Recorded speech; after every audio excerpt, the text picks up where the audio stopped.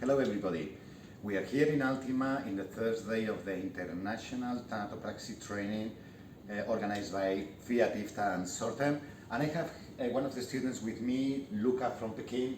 Hi Luca, how are you? Hi, Ryan. How is it going, the training? It is a good time for me, and I learned more things, new things for me. Okay. And what is the most interesting thing, the most important thing that you are bringing with you back home from this training? I learned some basic embalming things and know more friendly person and Antonio and Carlos and Wilson. We know more new friends and I can learn more things from the new friends. Okay, that's very nice. So thank you very much, and I hope that you enjoy the rest of the course. Oh, thank you. Goodbye. Bye bye.